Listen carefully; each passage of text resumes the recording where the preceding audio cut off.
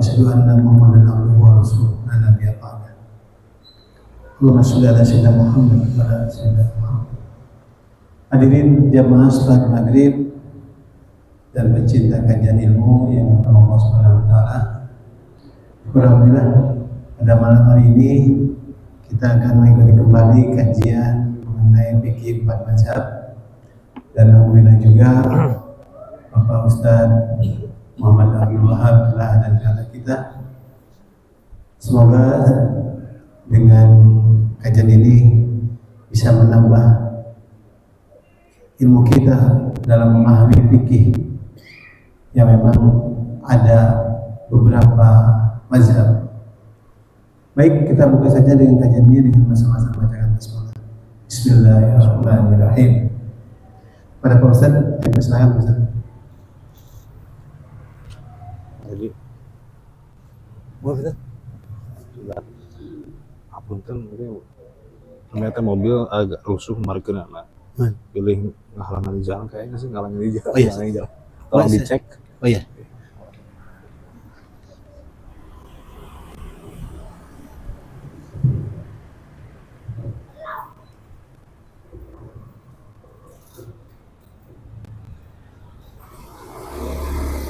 Bismillahirrahmanirrahim. Assalamualaikum warahmatullahi wabarakatuh.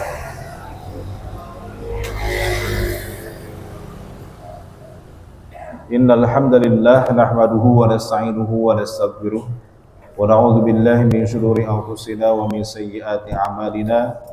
May yahdihillahu fala mudilla lahu wa may yudlil fala hadiya lahu. Allahumma shalli wa sallim wa barik ala sayyidina Muhammadin wa ala alihi wa ashabihi wa man tabi'ahum bi ihsanin ila yaumiddin. Rabbi shrah li sadri wa yassir li amri wa hlul 'uqdatam min lisani yafqahu qawli. Allahumma anfa'na bima 'allamtana wa 'allimna ma yanfa'una wa zidna 'ilman nafi'a, amma ba'd. Hadirin jamaah kajian pada maghrib Masjid Al-Ikhlas Villa Dago Tol yang dirahmati oleh Allah Subhanahu wa taala. Alhamdulillah di malam hari ini kita berkumpul kembali dalam rangka bermuzakarah, mempelajari ilmu syariat. Mudah-mudahan hadirnya kita di sini di masjid insyaallah berkah ini mendapatkan ridha Allah Subhanahu wa taala dan dicatat oleh Allah menjadi pemberat timbangan amal saleh kita di yaumil qiyamah. Amin ya rabbal alamin. Dan mudah-mudahan ini juga menjadi bekal kita dalam beribadah sehari-hari, khususnya ibadah salat, yang kita melanjutkan fikih salat yang sebelumnya sudah pernah kita bahas. Dan malam hari ini insya Allah kita lanjut. Kalau di pertemuan sebelumnya kita sudah bahas beberapa di antara rukun sholat, ya, yaitu niat, kemudian takbiratul ihram, ya. Kemudian kita lanjut niat rukun sholat yang berikutnya. Jadi sebelum kita lanjut, saya ingin membahas atau mengulangi pembahasan kita bahwa dalam sholat itu nanti para ulama mengklasifikasikan, ya, ada yang rukun, ada yang sunnah. Yang sunnah itu nanti ada dua, ada sunnah yang diganti dengan sujud sahwi, ada yang sunnah yang tidak perlu diganti dengan sujud sahwi. Yang rukun ini artinya sesuatu yang tidak boleh terlewat dalam sholat, yang mana kalau sholat kita tidak terlewat rukunnya maka tidak sah sholatnya. Dan di antara rukun itu diantaranya adalah berdiri, ya. Berdiri itu adalah rukun sholat. Maka orang yang mampu berdiri tapi sholatnya tidak berdiri, maka otomatis sholatnya tidak sah. Maksudnya adalah dalam gerakan sholat yang wajib berdiri, ya, maka wajib berdiri kalau dia mampu. Dasarnya adalah hadis riwayat Imam Al-Bukhari di mana Rasulullah SAW bersabda, "Shalli qa'iman fa illam tastati fa qa'idan." Salatlah berdiri, ya. Kalau tidak mampu baru boleh duduk. Kalau tidak mampu fa illam tastati fa ala janbin, maka salatlah sambil berbaring ke samping, ya, berbaring ke arah kanan. Jadi dada kayak orang dikubur, Pak, ya, itu berbaring ke arah kanan, dadanya menghadap ke kiblat.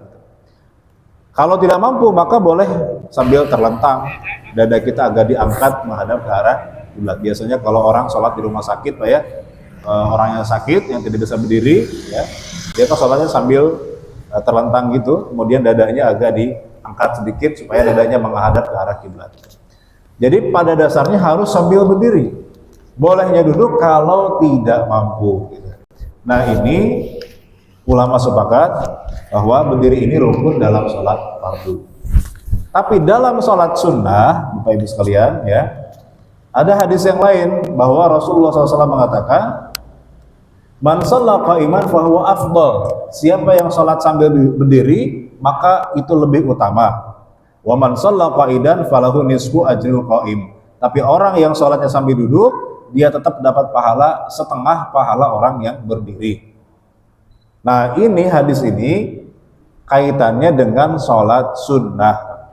Kalau sholat sunnah boleh sambil duduk. Tapi kalau sholat fardu, maka rukunnya, wajibnya harus berdiri. Tidak sah orang mampu berdiri, tapi dia duduk dalam sholat fardu. Tapi kalau sholat sunnah boleh Pak sambil duduk. Misalnya sholat tarawih kan panjang Pak ya, 20 rakaat, ya, ada yang 8 rakaat. Lama banget bacaannya Pak. Saya sambil duduk aja deh sholat tarawihnya. Padahal bisa saya berdiri, cuma pegel Pak. Boleh nggak Pak? Boleh. Kenapa? Karena sholatnya sholat sunnah. Sholat tarawih itu sholat sunnah. Cuma pahalanya jangan minta sama dengan orang yang berdiri ya. Pahalanya setengah dari pahala orang yang berdiri. Tapi sah. Tapi kalau sholat fardu tidak sah. Kalau orang mampu berdiri, dia tidak berdiri. Mohon maaf Pak, ada yang kemudian orang dia mampu berdiri, tapi memang pas ruku dan sujud dia nggak mampu, susah. Kalau membukukan badan dia nggak mampu. Tapi kalau berdiri dia mampu Pak, gitu ya. Terus dia sholat dari awal langsung duduk. Nah ini yang kurang tepat sebetulnya Pak ya. Kalau dia masih mampu berdiri, maka berdiri dulu aja. Nanti begitu ruku, begitu sujud, baru boleh duduk. Kenapa? Ya karena kan dia nggak mampunya ruku dan sujud. Berdirinya mampu, maka berdiri dulu. Karena itu rukun sholat Pak. Karena kalau dia mampu berdiri, kemudian dia duduk, maka sholatnya tidak sah. Itu yang pertama. Jadi berdiri itu artinya dia tegak badannya, dia berdiri, dan dia mampu, maka wajib melaksanakan itu ya. Kemudian ketika berdiri itulah kemudian tangan kita posisinya kan bersedekap ya. Allahu Akbar. Tangan kita di mana posisinya Pak ya? Nah di sini ulama sedikit beda pendapat. Jumhurul ulama atau kebanyakan ulama, mayoritas ulama mengatakan tangan kita itu bersedekap ketika berdiri. Allahu Akbar. Apa dalilnya? Dalilnya riwayat Imam Muslim dari Wa'il bin Hujr, annahu ra'an nabiyya, bahwa dia melihat Nabi ketika sholat itu, summa wada'a yadahul yumna ala kafihil yusra, meletakkan tangan kanannya di atas telapak tangan kirinya. Jadi ini telapak tangan kiri Pak, di sini ya. Warisgi atau di pergelangan tangan, di sini boleh. Wasaid atau di lengannya, di sini berarti boleh. Tangan kanan di atas tangan kiri, di telapak tangan boleh, di pergelangan tangan boleh, di lengan juga boleh. Tiga-tiganya boleh, karena tiga-tiganya disebutkan dalam hadis. Gitu Pak ya. Allahu Akbar. Sini boleh. Allahu Akbar. Begini juga boleh ya. Allahu Akbar begini boleh juga. Tapi kalau Allahu Akbar, nah ini nggak ada nih Pak hadisnya ya. Jadi cuma telapak tangan, pergelangan tangan, lengan sini saja. Nah di atas sikut ini nggak ada ya. Itu posisinya seperti itu. Dan tangan kanan di atas tangan kiri, jangan dibalik. Yang kiri di atas tangan kanan, nah, enggak. Tangan kanan di atas tangan kiri. Oke, itu sunnahnya Pak ya. Itu sunnahnya. Andaikan lurus, sah nggak sholatnya Pak? Ya? Sah. Karena yang jadi rukun itu berdirinya. Posisi tangannya ini sunnah Pak. Ya. Nah, tentu kalau mau pahala yang sempurna ikut sunnahnya juga. Gitu ya. Nah ini pendapat jumhur ulama. Lain lagi pendapat mazhab Maliki. Ya, sebelum ke mazhab Maliki. Nah tadi kan sepakat ya sedekap. Cuma sedekapnya posisinya di mana nih? Dalam mazhab Hanafi di bawah pusar Pak. Allahu Akbar di bawah pusar. Ini mazhab Hanafi Pak. Jadi kalau nanti bapak-bapak jalan-jalan ke Pakistan, Bangladesh, ya, India, itu kebanyakan mazhabnya Hanafi. Nah mazhab Hanafi itu kalau sholat tangannya di bawah pusar. Allahu Akbar. Kalau di kita mungkin dilihatnya kayak orang malas Pak ya sholatnya ya. Padahal itu mazhab Hanafi memang begitu. Di bawah pusar ya. Kemudian, nah ini dalilnya adalah hadis riwayat Imam Ahmad dan Abu Dawud. Termasuk sunnah adalah meletakkan kedua tangan di bawah pusar, bukan pusat ya, salah tulis. Di bawah pusar. Allahu Akbar. Ini dalil yang dipakai oleh mazhab Hanafi. Kemudian, nah kalau mazhab Syafi'i ini kebanyakan di Indonesia, posisi tangan ketika bersedekap itu di antara dada dan pusar, di tengah-tengah. Allahu Akbar. Ini mazhab Syafi'i, ya. Jadi di antara dada dan pusar. Dan ini berdasarkan hadis yang lain, riwayat dari Wa'il bin Hujr. Saya sholat bersama Nabi Muhammad SAW dan beliau meletakkan kedua tangannya di atas dadanya, dalam kurung dekat dadanya. Jadi bukan pas di dadanya, tapi di bawah dada sedikit. Nah ini posisi tangan Rasulullah yang dilihat oleh Wa'il bin Hujr. Jadi Wa'il bin Hujr ini sahabat Nabi, sebetulnya tinggalnya bukan di Madinah. Dia aslinya orang Yaman, kemudian datang ke Madinah, khusus belajar sholat langsung pada Rasulullah. Cuma 12 hari. Jadi Wa'il bin Hujr ini cuma di Madinah cuma 12 hari doang. Karena dia orang Yaman aslinya. Tapi 12 hari itu dia fokus belajar sholat kepada Rasulullah SAW. Maka banyak hadis tentang sholat diriwayatkan oleh sahabat namanya Wa'il bin Hujr. Karena dia sahabat yang memang khusus belajar ke Nabi, 12 hari belajar sholat. Jadi kursusnya 12 hari Pak ya. Nah kita belajar sholat berapa pertemuan nih Pak ya? Berarti harusnya minimal 12 pertemuan Pak ya. Sebagaimana Wa'il bin Hujr itu belajar sholat ke Nabi itu 12 hari. Nah itu hadis yang dipakai oleh mazhab Syafi'i. Jadi di bawah dada sedikit. Allahu Akbar. Nah ada sebagian ulama kontemporer, ulama sekarang yang bersedekapnya di atas dada. Allahu Akbar begini. Ya. Nah ini pendapat di luar 4 mazhab. Ini pendapat yang memahami hadis yang ini secara konteks, secara harfiah, secara tekstual. Karena dia mengatakan ala sodrihi, Nabi meletakkan tangannya di atas dadanya. Berarti dada ini dong, ya. Difahami secara tekstual, dada itu berarti ini. Berarti Allahu Akbar sesuai hadisnya. Nah, padahal Pak, ya, sodrun dalam bahasa Arab itu maknanya luas. Bukan hanya dada ini, ya. Sodrun itu dalam bahasa Arab bisa jadi bagian tubuh yang depan. Dari sini ke sini itu sodrun semuanya. Ini itu sodrun dalam bahasa Arab itu. Artinya bagian tubuh yang menghadap ke depan. Itu sodrun, ya. Nah, tapi sebagian ulama zaman sekarang memahami sodrun itu terbatas pada dada ini, sehingga di sini. Padahal ulama 4 mazhab itu mengatakan bahwa sodrun tidak terbatas pada dada ini.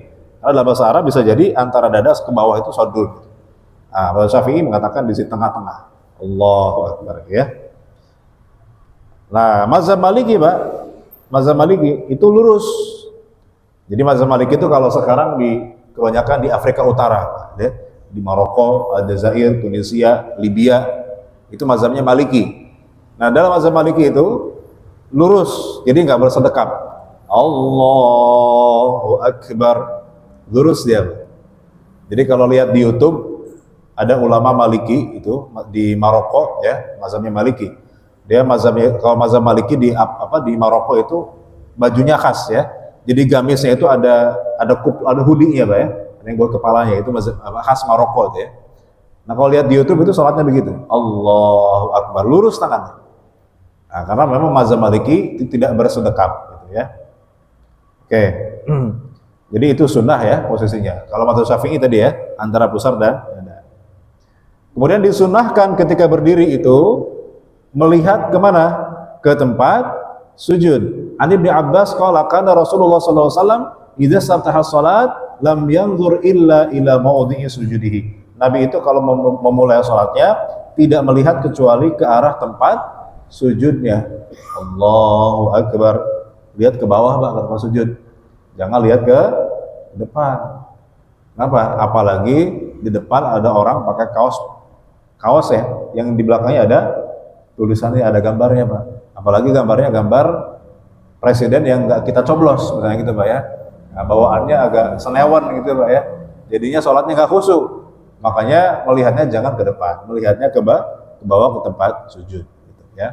Sekali-kali boleh karena tidak disyaratkan, ya. Ya, sekali-kali melihat imamnya, takutnya imamnya kemana gitu ya. Ya, melihat imam ke depan sekali-kali boleh. Tapi sunnahnya melihat ke tempat sujud. Supaya apa? Tentu supaya menjaga agar kita lebih khusyuk dalam sholat. Karena kalau kita melihat sholatnya melirik kemana-mana, gitu ya, nah tentu sholat kita tidak khusyuk. Yang melihat ke tempat sujud saja belum tentu khusyuk, Pak ya. Karena di hatinya bisa mikirin kemana-mana kan. Lagi sholat tuh kadang-kadang barang hilang tiba-tiba ketemu, Pak. Kalau pas sholat ya, segala sesuatu kepikiran kalau dalam sholat. Makanya usahakan pandangan kita minimal itu melihat ke satu arah saja, ke tempat sujud. Kenapa? Ya, ini didhaifkan oleh Imam An-Nawawi, tapi ini menjadi pengamalan oleh semua ulama. Jadi tidak semua hadis dhaif itu kemudian isinya tidak diamalkan ya.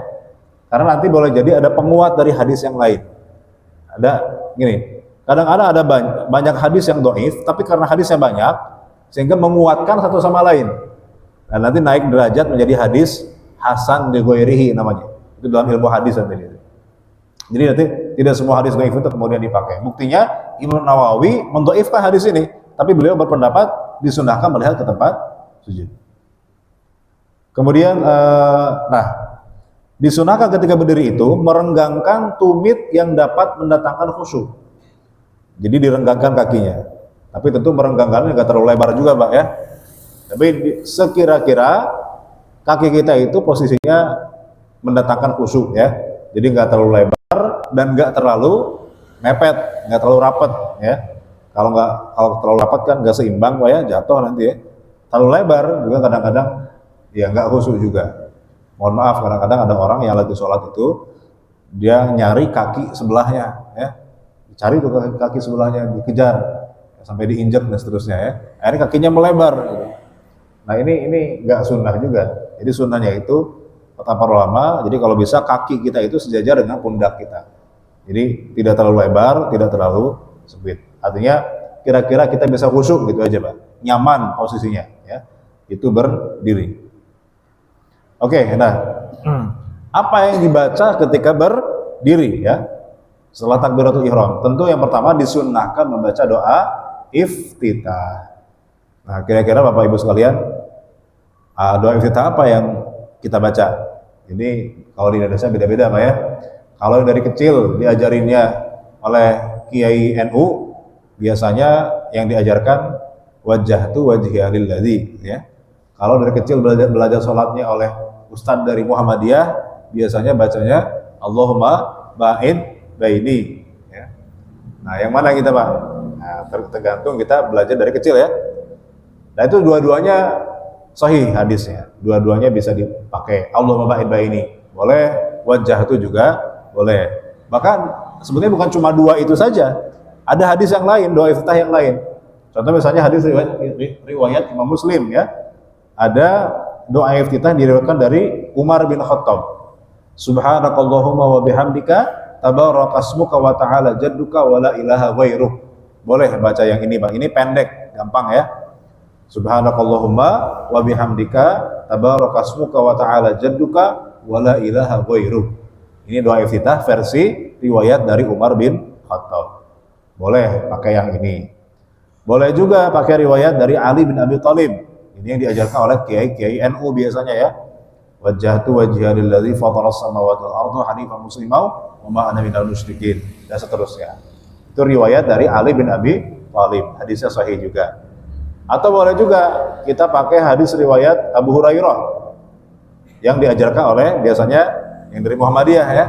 Allahumma ba'id baini wa baina khataayaya kama ba'adta bainal masyriqi wal maghrib. Allahumma naqqini min khataayaya kama yunqqa thawbul abyad minad danas. Allahumma ighsilni min khataayaya bil ma'i was-salji wal barad. Boleh. Ya. Ini hadis riwayat Imam Bukhari dan Muslim. Kemudian ada juga hadis dari Ibnu Umar ya.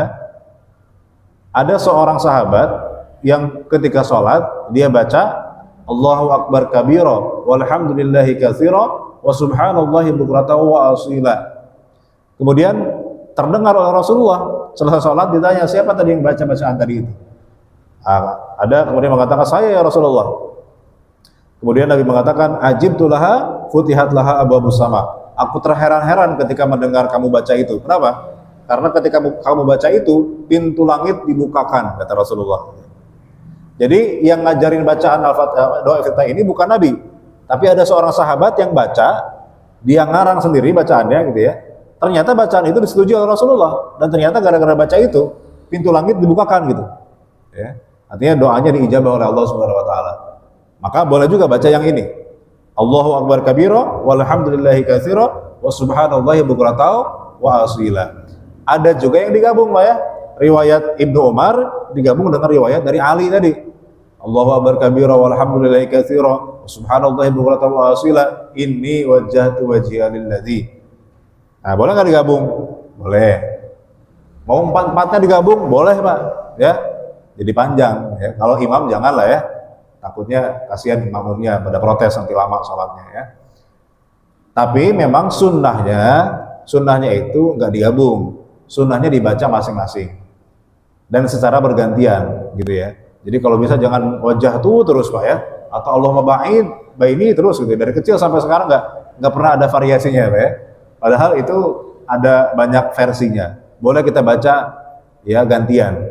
Misalnya sholat zuhur wajah tuh, sholat asarnya Allahumma ba'id ya, sholat maghribnya Allahu akbar kabira ya, sholat sholat yang lain misalnya tadi yang pertama tadi itu ya, yang subhanakallahumma wa bihamdika dan seterusnya. Jadi sunnahnya itu kita gantian ya. Jadi kalau bisa hafalnya lebih dari satu. Tapi kalau cuma satu ya nggak masalah juga Pak ya. Toh nggak dibaca pun tetap sah sholatnya. Karena baca doa iftitah itu hukumnya sunnah, tidak wajib, bukan rukun. Gitu Pak ya. Oke, sekarang yang berikutnya ya. Setelah membaca iftitah, sebelum baca Al-Fatihah disunahkan membaca ta'awudz. A'udzu billahi minasyaitonir rajim. Jadi sebelum baca Al-Fatihah disunahkan membaca ta'awudz. Ya. Ini berdasarkan surat An-Nahl ayat 98. Fa idza qara'tal Qur'ana fasta'id billahi minasyaitonir rajim. Apabila kamu membaca Al-Qur'an maka berlindunglah kepada Allah dari setan yang dirajam. Jadi sebelum baca Quran di antaranya Al-Fatihah disunahkan membaca ta'awudz. Ya, membaca a'udzubillahi minasyaitonir rajim. Tapi dibacanya pelan. Ya, walaupun dia imam dibacanya pelan. Ya, baru nanti baca kerasnya dari bismillah. Bismillahirrahmanirrahim ya. Kalau pakai mazhab Syafi'i. Nah, setelah baca ta'awudz baru kemudian membaca Al-Fatihah. Nah, baca Al-Fatihah ini termasuk rukun sholat. Kalau yang dua di atas, baca iftitah, baca ta'awudz itu cuma sunnah. Tapi kalau Al-Fatihah, wah itu sudah masuk rukun. Ya, rukun sholat. Kalau Al-Fatihahnya salah, otomatis sholatnya tidak sah. La sholata liman la yaqra fiha bi fatihatil kitab. Tidak ada sholat bagi orang yang tidak membaca surat Al-Fatihah. Cuma nanti bedanya Pak, dalam baca bismillahirrahmanirrahimnya. Baca bismillah apa enggak gitu ya. Ulama beda pendapat, apakah bismillahirrahmanirrahim itu bagian dari Al-Fatihah atau bukan? Ada dua pendapat Pak. Satu pendapat mengatakan bismillahirrahmanirrahim adalah bagian dari Al-Fatihah. Jadi kalau ditanya apa ayat pertama Al-Fatihah? Bismillahirrahmanirrahim. Ayat keduanya alhamdulillahirabbil alamin. Tapi sebagai ulama lain, yaitu mazhab Maliki, itu mengatakan bismillahirrahmanirrahim bukan bagian dari Al-Fatihah. Jadi kalau ditanya apa ayat pertama Al-Fatihah? Alhamdulillahirabbil alamin. Nah, terus buat apa bismillah ditulis di Quran itu? Kok ada bismillahnya? Nah, kata mazhab Maliki, bismillah itu cuma tabarukan aja, Pak. Ditulis di mushaf untuk ngalap berkah dengan nama Allah saja. Tapi dia bukan bagian dari Al-Fatihah. Nah, tapi baik yang mengatakan bismillah itu bagian dari Al-Fatihah, yang mengatakan tidak bagian dari Al-Fatihah, keduanya sepakat bahwa Al-Fatihah jumlahnya ada 7 ayat. Ya, tidak ada yang mengatakan 6 ayat, semua 7. Nah, terus yang mengatakan bismillah bukan dari Al-Fatihah, gimana cara ngitungnya? Nah, cara ngitungnya ayat terakhir dipenggal 2. Siratal ladzina an'amta 'alaihim ayat ke-6. Ghairil maghdubi 'alaihim waladdallin baru ayat ke-7. Kalau yang bilang bismillah itu bagian Al-Fatihah, itu satu ayat tuh. Siratal ladzina an'amta 'alaihim ghairil maghdubi 'alaihim waladdallin, satu ayat. Maka sama-sama 7 pada akhirnya. Walaupun yang mengatakan bismillah bukan bagian dari Al-Fatihah. Makanya Pak, bagi kita yang di Indonesia yang versi bacaan Quran kita itu pakai riwayat hafaz dari Asim. Jadi ini Pak, baca Quran itu kan ada banyak versinya juga. Ada qiraatnya namanya Pak. Ada qiraat sab'ah ya. Nah, jadi bukan cuma satu versi bacaan aja Pak. Kita kan tahunya cuma satu ya, bahwa baca Quran kita seperti yang diajarkan dari guru oleh guru ngaji kita dari kecil. Nah, itu sebenarnya qiraat namanya hafaz dari Asim yang diajarkan di Indonesia.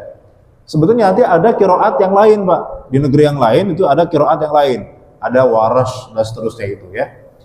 Nah, di qiraat hafaz dari Asim, karena kita bismillahnya itu bagian dari Al-Fatihah, kemudian berarti yang tadi itu satu ayat ya, siratal ladzina an'amta 'alaihim ghairil maghdubi 'alaihim waladdallin, satu ayat, maka kalau bisa jangan berhenti di tengah-tengah.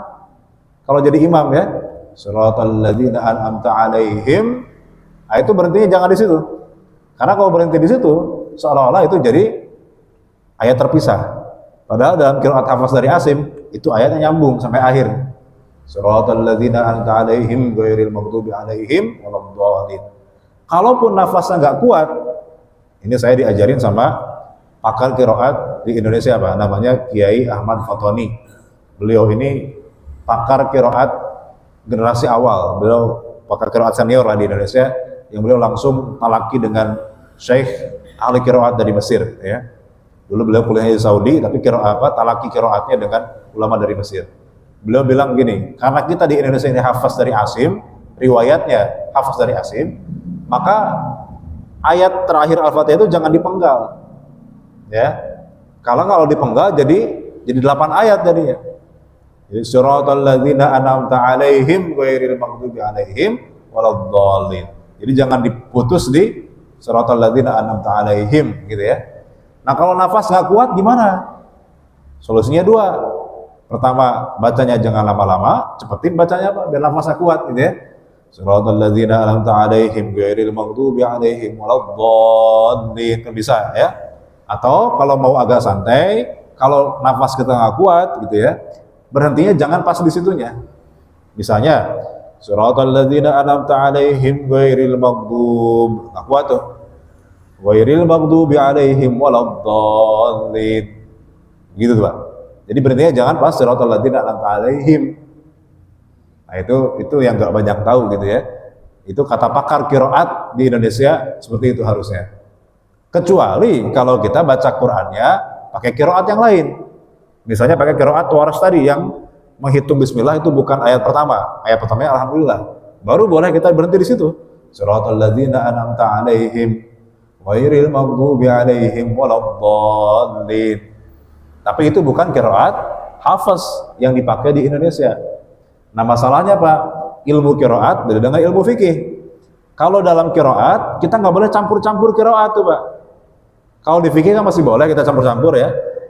Sholatnya misalnya kadang-kadang Syafi'i, kadang-kadang Hambali, nggak masalah.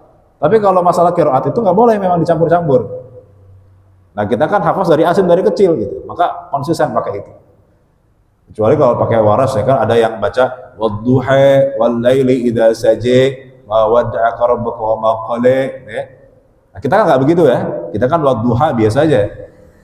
Al-Fatihah ada yang pakai zai, ihdinas siratal mustaqim. Jadi nggak pakai shad, pakai zai. Ada juga qiraat pakai itu.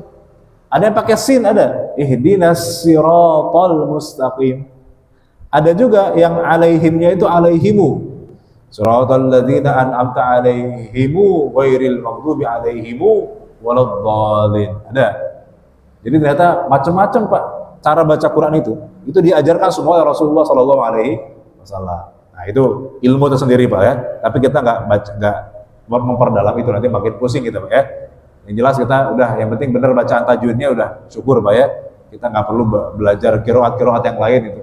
Saya juga nggak hafal Pak ya qiraat yang lain. Ya, minimal ya bacaan tajwid kita benar itu aja Pak ya. Baik. Jadi minimal baca Al-Fatihah itu bacaan kita betul, tasydidnya, harokatnya semua jangan ada yang salah. Kurang satu tasydid saja Nggak sah tuh Pak sholatnya. Alhamdulillahirabbil alamin. Salah nggak Pak? Alhamdulillahirabbil alamin. Kurang tasdidnya tuh Pak ya. Alhamdulillahirabbil alamin. Di tasdidnya jangan kelewat. Itu salah tasdid, salah makna nantinya ya. Nah, jadi minimal Pak Al-Fatihah kita benar. Walaupun bacaan suratnya bisa salah, apa salah? Karena bacaan surat itu adalah apa namanya? Sunnah ya. Kayaknya Al-Fatihah sempat kita bahas kemarin Pak ya. Saya lupa. Al-Fatihah sudah ya. Berarti kita agak mengulang nih Pak. Apa ya? Lanjut aja kalau begitu. Kalau kayaknya sudah kemarin. Nah, kemudian membaca amin itu adalah sunnah ya. Karena amin bukan bagian dari Al-Fatihah. Ya, amin itu bukan ayat ke-8 bukan ya. Itu amin itu sunnah aja. Mau baca amin bagus, itu sunnah. Tidak baca pun nggak masalah. Cuma sunnahnya baca dan dalam mazhab Syafi'i dikeraskan. Amin ya. Lain lagi kalau ke Pakistan, di Bangladesh mazhab Hanafi, aminnya pelan. Waladhdallin. Nggak ada yang baca amin Pak. Kalau di masjid di Pakistan. Jadi kita harus tahu Pak. Ya, tahu-tahu nanti jalan ke Pakistan Pak. Kita nggak tahu tiba-tiba sholat di masjid Pakistan.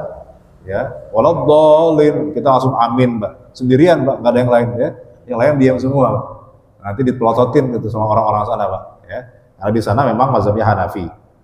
Kemudian membaca ayat. Nah, membaca ayat Al-Quran itu hukumnya sunnah setelah Al-Fatihah. Jadi bukan rukun Pak ya.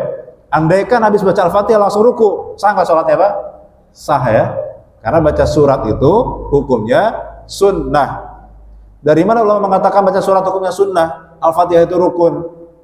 Dari hadis yang kemarin sempat kita bahas tentang orang yang sholatnya nggak benar ya. Orang Arab Baduy dia sholat di hadapan Rasulullah, ternyata sholatnya nggak benar. Sama Nabi suruh ngulang 3 kali, ternyata nggak benar juga. Maka Nabi ngajarin cara sholat yang benar. Kata Nabi, kalau kamu sholat takbirlah. Habis takbir kata Nabi bacalah Al-Fatihah. Habis baca Al-Fatihah, rukuklah kamu. Jadi nggak disebut tuh baca surat setelah Al-Fatihah. Oh berarti itu hukumnya sunnah kata ulama ya. Oke, cuma dalam masalah baca surat ini Pak, nanti ada ketentuan atau sunnah-sunnahnya ya. Pertama, kalau sholat subuh itu disunahkan baca surat-surat panjang. Kalau sholat subuh Pak ya, disunahkan imam baca surat panjang. Itu kalau dalam hadis Nabi itu kalau sholat subuh membaca Al-Quran antara juz 26 sampai juz 29. Jadi surat-surat yang agak panjang. Ya, Qaf sampai Al-Mursalat. Itu kan lumayan panjang satu surat Pak ya. Ya, kalau kita baca dilihat Al-Quran berapa ayat tuh Pak ya? Agak panjang-panjang ya. Itu juz 26 sampai 29. Itu kalau subuh. Jadi subuh diusahakan jangan baca Al-Kafirun sama Al-Ikhlas Pak ya. Kalau salat subuh agak panjang ayatnya. Tergantung imam hafalnya berapa ya. Karena ini dari hadis riwayat muttafaq alaih ya. Dari Abu Barzah, Rasulullah SAW membaca dalam salat subuh dari 60-an ayat hingga 100-an ayat. Jadi 60 sampai 100 ayat kalau sholat subuh. Jadi agak panjang. Karena sampai nanti menunggu matahari terbit gitu ya. Tapi kalau sholat zuhur, nah sunnahnya agak lebih pendek, 30-an ayat gitu. Sholat zuhur Pak ya. Ini sebagaimana ada riwayat Imam Muslim. Jadi Nabi itu kalau sholat zuhur itu sekitar 30-an ayat. Kemudian sholat asar itu membaca surat-surat pendek, yang ayatnya pendek-pendek, tapi yang agak panjang, yaitu dari An-Naba sampai Ad-Duha. Itu kalau sholat asar. Jadi sunnahnya baca surat antara An-Naba sampai Ad-Duha. Ya. Jadi zuhur sama asar mirip-mirip lah gitu ya. Nah, maghrib itu disunahkan membaca surat-surat pendek dari Ad-Duha sampai An-Nas. Itu kalau sholat maghrib. Bahkan dalam banyak riwayat Nabi itu kalau sholat maghrib bacanya rakaat pertama baca Al-Kafirun, rakaat kedua bacanya Al-Ikhlas. Qul ya ayyuhal kafirun, rakaat kedua Qul huwallahu ahad. Jadi jangan dibalik. Maghribnya panjang bacaannya itu Pak ya, subuhnya pendek. Nah itu kurang sesuai sunnah Pak ya. Sunnahnya subuh yang panjang, maghrib yang pendek. Kenapa kalau maghrib pendek? Ya jelas karena maghrib itu kan waktunya pendek Pak ya, nggak nyampe 2 jam kalau maghrib ya, maka disunahkan bacaannya pendek-pendek. Isya, ya, Isya itu sama dengan asar, kira-kira dari An-Naba sampai Ad-Duha itu disunahkan untuk imam membaca ayat Al-Quran. Tapi ini pun Pak, ini pun kalau jamaahnya ridho ikhlas. Tadi kan Nabi sholat subuhnya bacanya 100 ayat. Ya, tapi itu pun melihat kondisi Pak. Kalau kira-kira makmumnya ya misalnya, waduh kepanjangan Pak Ustadz ya, karena kita mau kerja subuh-subuh ya, mau siap-siap mandi berangkat kerja, maka imam juga harus ngikutin, jangan maksain harus 100 ayat ya. Jadi sesuaikan dengan, jadi lebih baik memperpendek bacaan demi memperbanyak jamaah daripada memperbanyak bacaan tapi akhirnya mengurangi jamaah gitu Pak ya. Itu konsepnya begitu. Jadi imam itu lebih baik memperpendek bacaan supaya jamaahnya makin banyak daripada memperbanyak bacaan akhirnya jamaahnya banyak yang kapok sholat di situ Pak. Nah jangan begitu. Jadi dilihat kondisi jamaahnya. Nabi itu pernah marah semarah-marahnya Pak. Bukan karena ada orang zina, bukan karena ada orang mabok, bukan.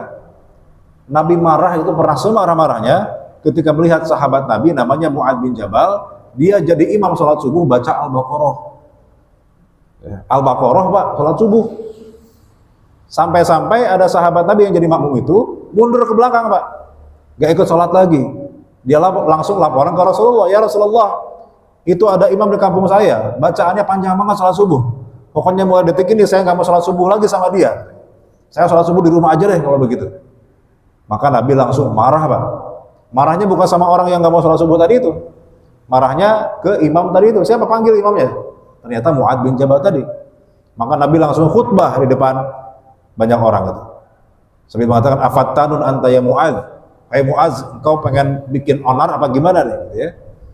Jadi kenapa Nabi sampai marah? Jangan sampai karena kita egois ya, ingin memperlihatkan ibadah kita, ingin memperlihatkan bacaan kita yang panjang, akhirnya membuat jamaah kapok, gak mau sholat berjamaah lagi. Kan kita kan pengen merangkul banyak orang supaya mau ke masjid gitu Pak ya, supaya mau jamaah. Jangan sampai gara-gara kita egois pengen menampilkan bahwa ini, wah imam kita ini hafalannya banyak sehingga dibacanya panjang-panjang gitu ya. Tapi akhirnya ada jamaah yang kemudian kapok, nggak mau sholat lagi. Nah itu yang dikhawatirkan Rasulullah SAW sampai marahin tuh Mu'adz bin Jabal. Nah itu Pak ya. Jadi ini berlaku ketika jamaahnya semuanya ikhlas ridho gitu ya. Makanya ada sholat tarawih itu kalau di tempat saya, dulu saya pernah kuliah di Pasar Minggu ya, bukan tempat saya sih, saya ngekos di situ dulu. Jadi di masjidnya itu dibagi dua, ada 2 shift mau sholat tarawih gitu ya. Ada shift pertama, ada shift kedua. Jadi shift pertama itu yang sholat tarawihnya cepat, itu buat orang awam gitu ya, buat umum.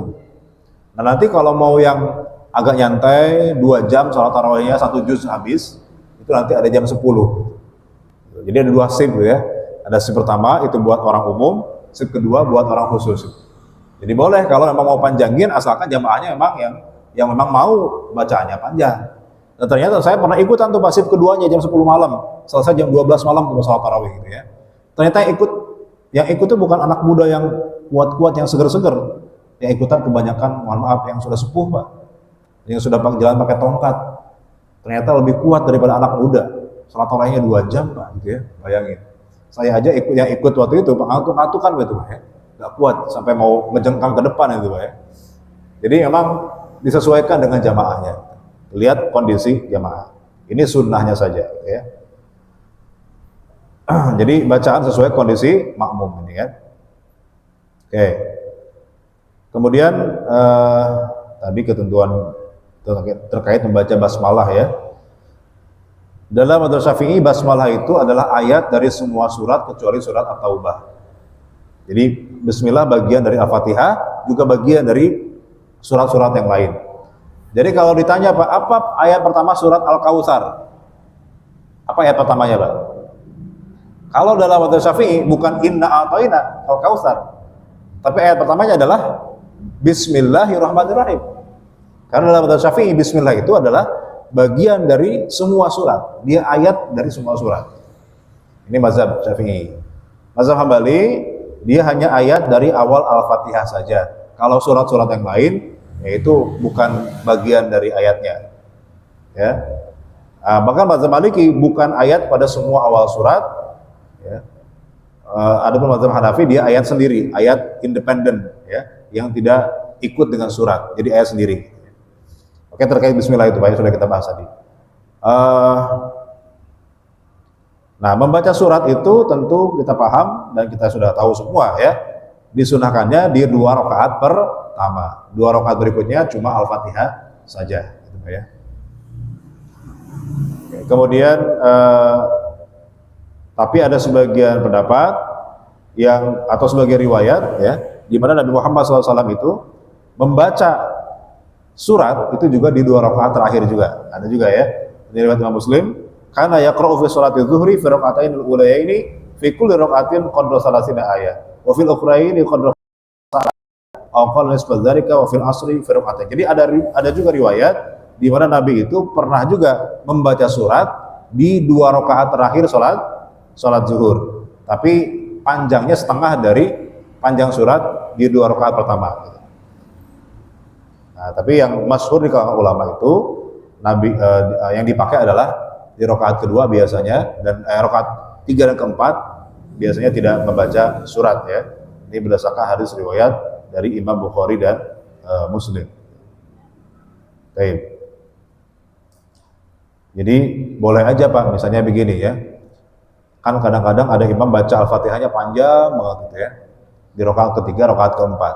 Kita udah selesai baca Al-Fatihah, imam masih belum ruku juga, Pak.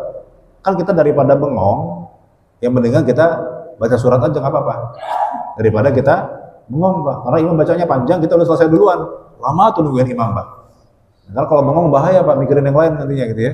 Mendingan kita baca surat aja nggak apa-apa yang kita hafal, ya. Kita baca surat sambil nungguin imam selesai baca Al-Fatihah kemudian ruku, boleh, Pak, ya.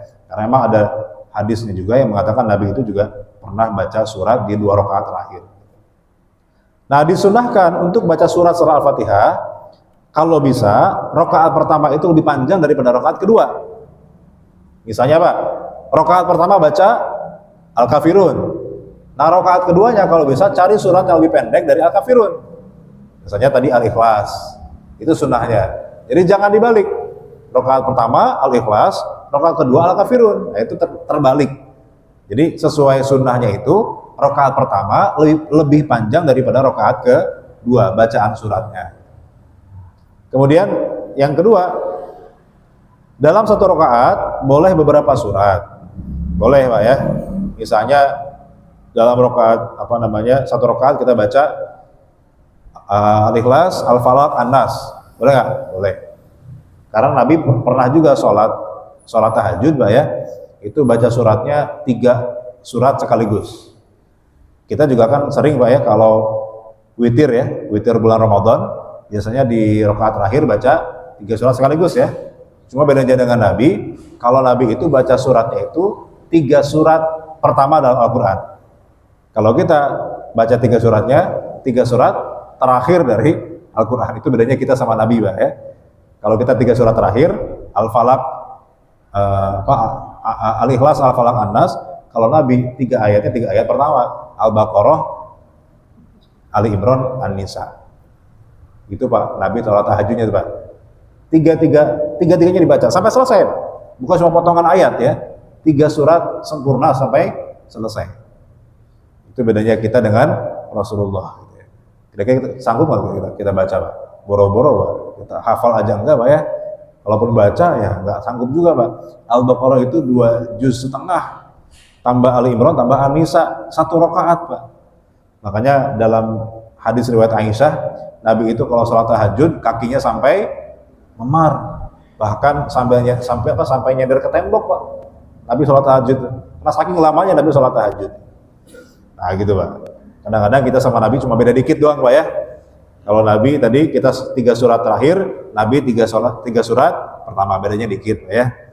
Nah, Nabi kalau ada nikmat, Nabi syukurannya apa? Puasa. Nabi kalau ulang tahun, Pak, ya, Nabi kan lahir di hari Senin, maka tiap hari Senin Nabi tasyakuran. Tasyakuran gimana caranya?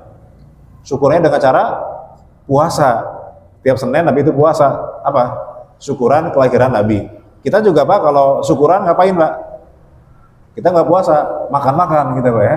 Syukuran rumah, makan-makan. Syukur apa, makan-makan. Jadi bedanya kita dengan Nabi. Kalau Nabi syukurannya puasa, kita syukurannya makan. Jadi kita sama Nabi itu bedanya sedikit Pak ya.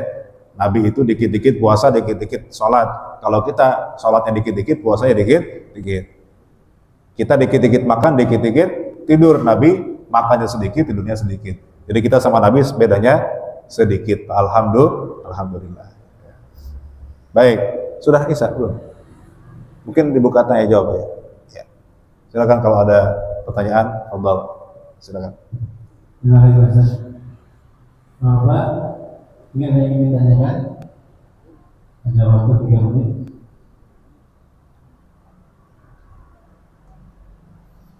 Kalau enggak, saya selesaikan dulu ini Pak. Jadi supaya selesai ya. Jadi disunahkan juga untuk baca surat setelah Al-Fatihah, itu disunahkan sesuai urutan mushaf. Jadi jangan diacak Pak urutannya. Jadi kalau rakaat pertama misalnya surat Al-Falaq, berarti rakaat kedua jangan Al-Ikhlas. Rakaat keduanya ya An-Nas berarti Pak. Karena kan urutannya setelah Al-Falaq An-Nas. Jadi sesuai urutan mushaf, jangan dibalik. Misalnya kita baca surat pertama itu, rakaat pertama baca Al-Kafirun. Berarti rakaat kedua jangan baca Al-Fil misalnya. Karena Al-Fil itu sebelum Al-Kafirun gitu ya. Berarti rakaat keduanya baca apa misalnya? An-Nasr atau apa? Al-Lahab atau yang setelahnya boleh. Jadi sesuai urutan mushaf, jangan diacak.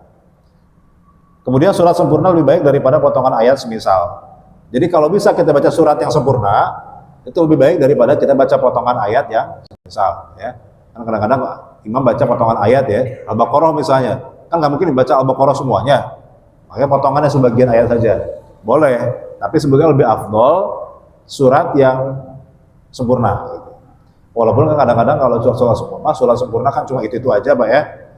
Ya daripada bosan kan baca suratnya itu lagi. Ya kadang-kadang bolehlah imam baca surat-surat lain walaupun sepotong-sepotong gitu ya. Kemudian makmum untuk sholat jahar ya tentu tidak baca. Tapi kewajibannya apa? Mendengarkan bacaan imam. Idza quri'al Qur'an fastami'u lahu ansitu. Kalau Quran dibacakan maka dengarkan dan perhatikan. Maka kalau sholatnya sholat jahriyah, makmum jangan baca surat, tapi dengarkan bacaannya imam. Tapi kalau sholatnya sir, sholat yang bacanya pelan, maka makmum baru disunahkan baca surat. Ya disunahkan membenarkan bacaan surat imam. Ya, disunahkan bagi makmum ketika imam baca suratnya salah, disunahkan membenarkan. Dibenarkan, dikasih tahu ayat yang benarnya gitu Pak ya. Kalau itu pun kita hafal. Ya, kalau kita nggak hafal gimana? Ya sudah, kalau biarin aja nggak apa-apa.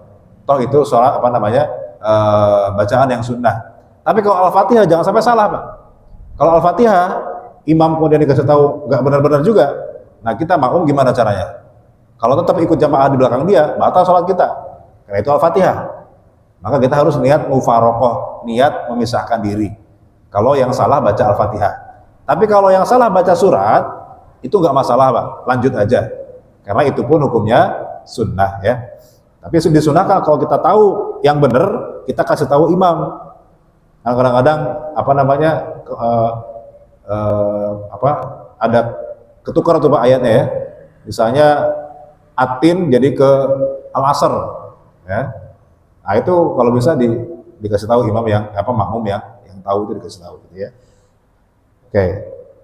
Terakhir disunahkan berhenti sejenak sebelum ruku. Jadi habis baca surat selesai, sebelum ruku disunahkan imam berhenti sejenak. Baru kemudian ruku. Jadi jangan langsung inna a'tainakal kautsar inna syani'aka huwal abtar. Allahu akbar. Disunahkan agak diam dulu sebentar, sejenak ya. Itu bagi imam ya. Baik, saya kira itu untuk silakan.